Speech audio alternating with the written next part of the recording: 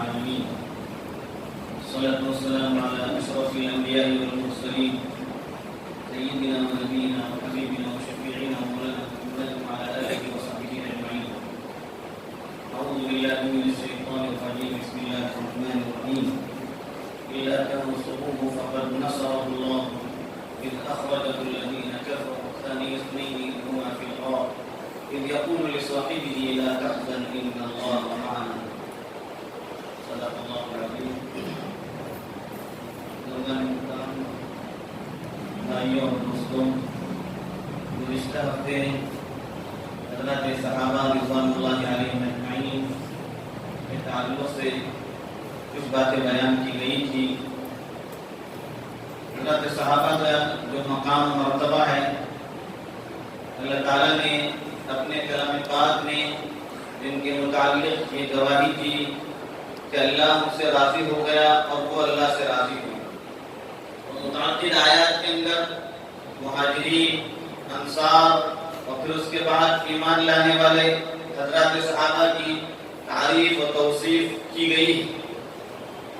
اللہ کے نبی کے صحابہ کا مقام کچھ اس قدر بلند ہے کہ اللہ کے نبی صلی اللہ علیہ وآلہ وسلم نے یوں فرمایا: اللہ اللہ فی اصحابی، اللہ سے ڈرو، اللہ کا خوف اختیار کرو میرے صحابہ کے سلسلے میں.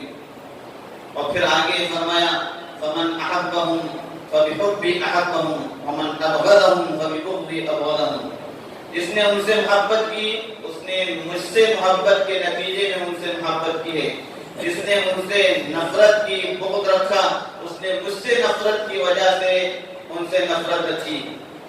اور جس نے ان کو اذیت دی اس نے مجھے اذیت دی. جس نے مجھے اذیت دی اس نے گویا اللہ کو اذیت دی.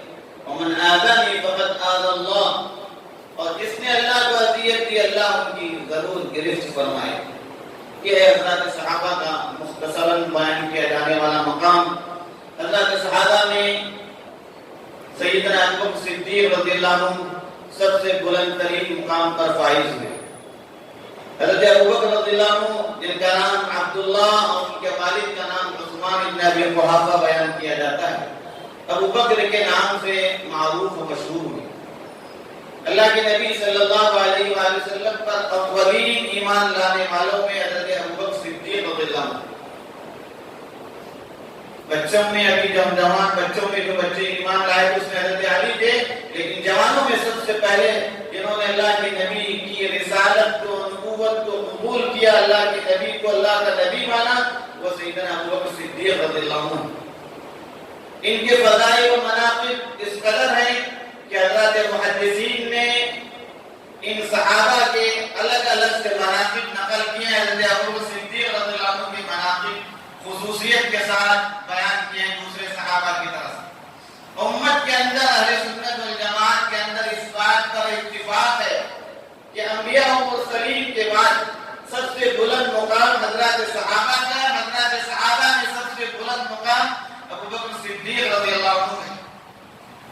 حضرت ابوبکر رضی اللہ عنہ کو صدیق کا جو لقب ملا وہ اللہ کی طرف سے ملا.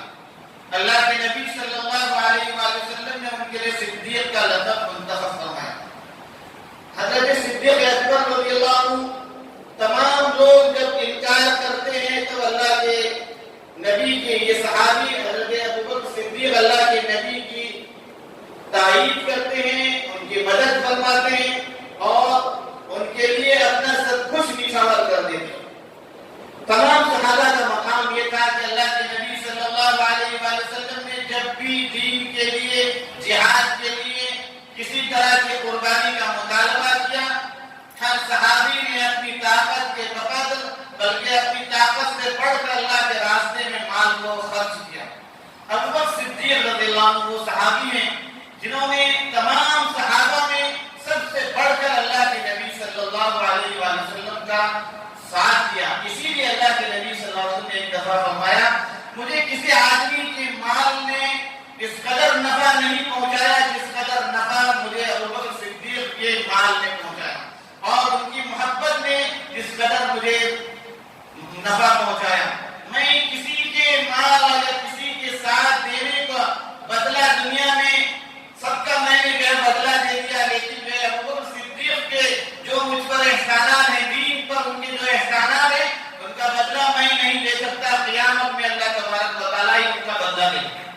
یہ ہے حضرت ابوبکر صدیق رضی اللہ عنہ کا مقام. حضرت ابوبکر صدیق رضی اللہ عنہ کے فضائل و مناقب مختلف صحابہ نے نقل کیے.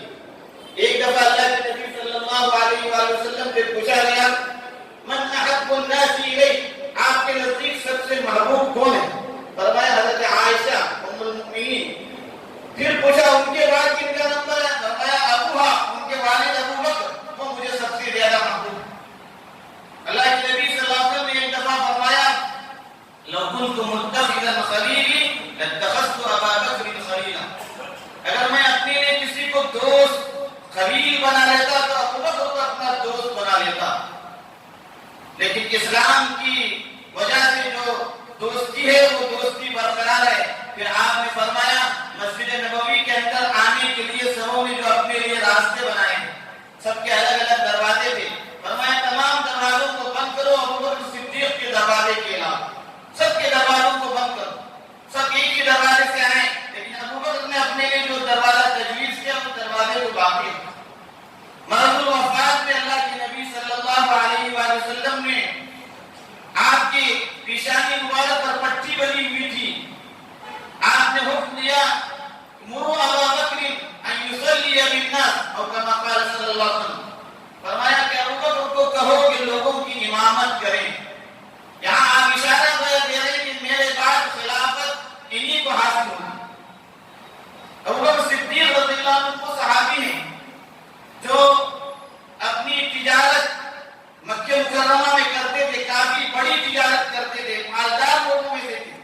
جب اللہ کے نبی پر ایمان لائے تو اپنا پورا سب کچھ مال اللہ کے نبی کے لیے اور دین کے لیے انہوں نے وقف کر دیا. سب کچھ چھوڑ چھاڑ کر مکے سے مدینہ ہجرت کر گئے. اللہ کے نبی نے اپنے لیے ہجرت کا ساتھی جن کو منتخب کیا وہ ابوبکر صدیق رضی اللہ عنہ. تمام صحابہ کو آپ نے پہلے بھیجا اور اپنے پاس جو امانت تھی وہ امانت حضرت علی کے پاس دے کر ان سے کہا کہ تم جو ان امانتوں کو لوٹا کر آنا. لیکن اپنے لیے ساتھی کے طور پر جن کو انتخاب فرمایا وہ ابوبکر صدیق رضی اللہ عنہ. ہجرت کا سفر اور خاص طور سے ہجرت کے سفر میں جب جا کر غار ثور میں آپ نے 3 دن کے لیے پناہ لی تھی مشرکین مکہ کی نظروں سے محفوظ رہنے کے لیے، اس وقت جو واقعات پیش آئے حضرت ابوبکر صدیق رضی اللہ عنہ پہلے اس غار میں اترتے ہیں، تمام جو ہے سوراخ بند کر دیتے ہیں، اپنے کپڑوں کو پھاڑ کر کے ایک سوراخ رہ جاتا ہے اس کو اپنے انگوٹھے سے بند کر دیتے ہیں. اللہ کے نبی صلی اللہ علیہ وآلہ وسلم حضرت ابوبکر صدیق کی ران پر جو ہے سر رکھے ہوئے ہیں اور وہیں پر آپ نے 3 دن تک آرام کیا.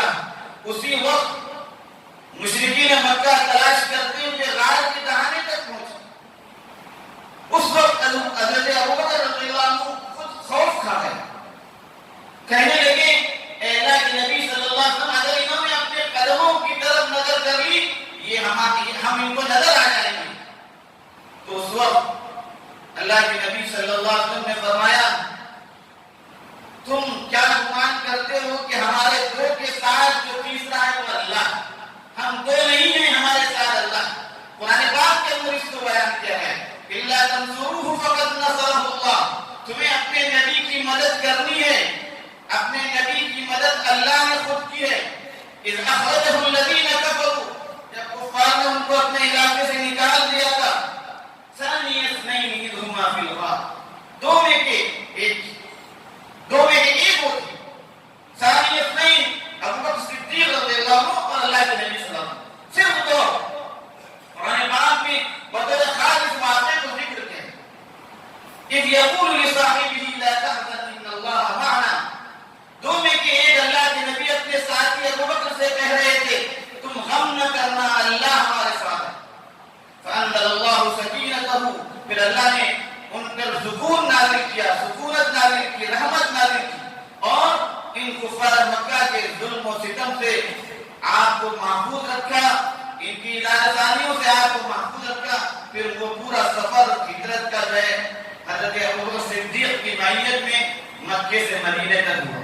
اس وقت ایک واقعہ یہ ہوا کہ جس انگوٹھے سے صدیق اکبر نے اس غار کے حصے کو بند کر دیا تھا وہاں سے کسی سانپ نے کاٹ دیا.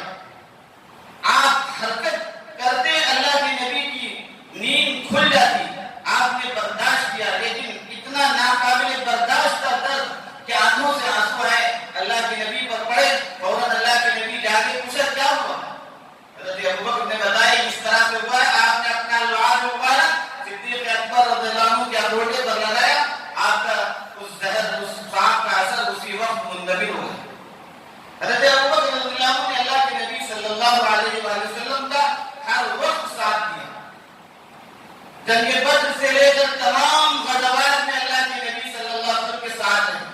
جنگ بدر میں جو خاص خیمہ بنایا گیا تھا اللہ کے نبی کے لیے اور جو نشانہ بنا ہوا تھا مشرکین کا، اس میں اللہ کے نبی کے ساتھ صدیق اکبر تھے. اللہ کے نبی دعا کر رہے ہیں. اس وقت اللہ کے نبی کے تعلق سے آپ صلی اللہ علیہ وسلم سے کہنے والے کفاک مناشدۃ ربک، اے نبی، اے اللہ کے نبی، آپ اللہ سے جو مناجات کر رہے ہیں اس مناجات کو بس کیجئے، اللہ آپ کی دعا قبول کرے. اس وقت بھی جنگ احد میں ایک موقع ایسا آیا کہ سب لوگ بھاگنے لگے، لیکن اللہ کے نبی کے ساتھ ثابت قدم رہنے والوں نے ابو بکر صدیق. جنگ حنین کے موقع پر جب مسلمانوں کو ابتدا میں شکست ہوئی، سب لوگ اللہ کے نبی کا ساتھ چھوڑ کر بھاگے.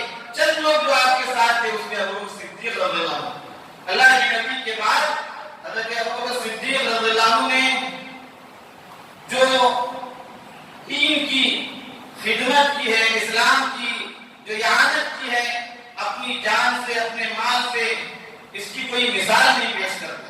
جنگ تبوک کا موقع حضرت ابو بکر صدیق رضی اللہ عنہ اور تمام صحابہ کے درمیان آپ نے اعلان فرمایا کہ ایک بڑے دشمن سے مقابلہ ہے. جنگ کی پہلے سے تیاری کی جا رہی ہے، ہر کوئی اپنا اپنا مال لا کر پیش کر رہا ہے. حضرت عمر نے دل میں کہا آج مجھے ابو بکر سے آگے بڑھنا، آج میں ابو بکر سے آگے بڑھوں گا. چنانچہ اپنے مال کا حساب لگایا، آدھا مال اپنے گھر والوں کے لیے اپنے لیے رکھا، پورا آدھا مال لے کر اللہ کے نبی کی خدمت میں آئے اور پورا کا پورا آدھا مال اللہ کے نبی کی خدمت میں رکھا، دین کی خدمت کے لیے رکھا. اللہ کے نبی نے پوچھا عمر کیا لائے؟ کہا میں اپنے گھر کا آدھا مال لایا. گھر والوں کے لیے کہا گھر والوں کے لیے آدھا رکھ دیا. ابو بکر نظر نہیں آیا، پوچھا ابو بکر کہاں ہے؟ پیچھے بیٹھے. میں بلایا ہمیشہ آگے رہنے والے آج پیچھے کیوں ہیں؟ اتفاق سے جو کپڑا پہنے ہوئے تھے، ایک گئے تاج کا کپڑا پہنے ہوئے، پیبند لگے ہوئے، اس میں گئے کانٹے سے اس کو بند کیا ہے. قریب بلایا، پوچھا کیا لائے؟ کہ گھر میں جو کچھ تھا سب کچھ لائے. کوئی غریب آدمی نہیں تھے، مالدار لوگوں میں سے تھے. پورا کا پورا مال لا کر اللہ کے نبی کی خدمت میں رکھ دیا. عمر نے کہا میں نے دل میں کہا آج سے میں اپنے دل کو اطمینان دلاتا ہوں، میں ابو بکر سے کبھی آگے نہیں بڑھ سکتا خیر کے کام میں. یہ مقام تھا حضرت ابو بکر کا.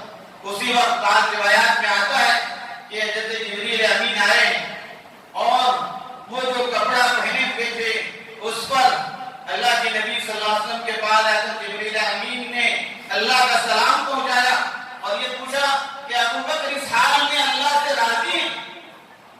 حضرت ابو بکر رونے لگے. میں اگر اللہ سے راضی نہ ہوں تو پھر کب کس سے راضی ہو سکتا ہوں؟ بعض کتب میں یہ بھی لکھا ہوا ہے کہ آج ملائکہ کا لباس بھی وہی ہے جو لباس ابو بکر صدیق کا.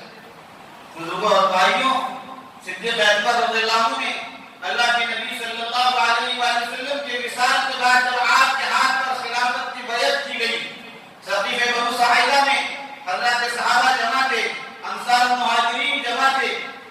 اس وقت خلافت کا مسئلہ آیا تو حضرت ابو بکر صدیق رضی اللہ عنہ پر اتفاق کیا گیا، آپ کے ہاتھ پر بیعت کی گئی خلافت کی.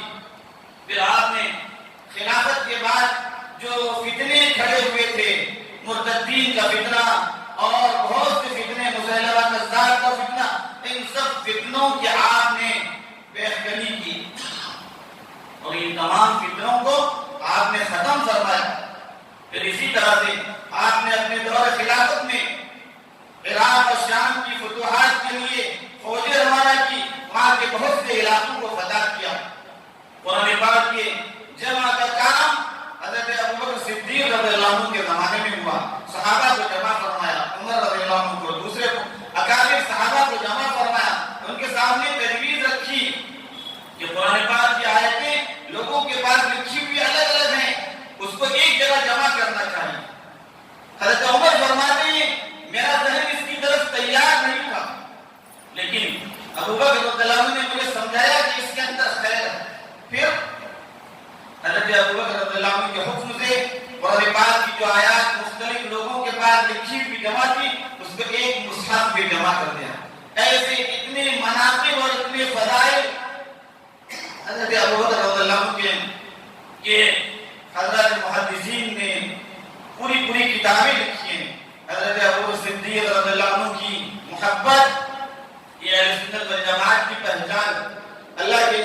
اللہ علیہ وآلہ وسلم حضرت ابوبکر سے محبت کرتے تھے. اللہ کے نبی کی چہیتی بیوی ام المؤمنین حضرت عائشہ حضرت ابوبکر کی صحابہ، حضرت ابوبکر رضی اللہ عنہ نے اللہ کے نبی صلی اللہ علیہ وآلہ وسلم کے بعد خلافت کا ایسا نمونہ پیش کیا جو رہتی دنیا والوں کے لیے ایک بہترین نمونہ تھا. ہمیں چاہیے کہ ہم اللہ کے صحابہ کی سیرت کو پڑھیں، حضرت ابوبکر رضی اللہ عنہ کی سیرت کو پڑھیں اور اپنی زندگیوں میں اس کو اتارنے والے ہوں. اللہ تعالیٰ ہمیں ان باتوں کو سمجھنے کی توفیق نصیب فرمائے، ایمان کی سلامتی عطا فرمائے، اپنے وقت پر ایمان پر خاتمہ نصیب فرمائے. آمین. آخر دعوانا الحمدللہ.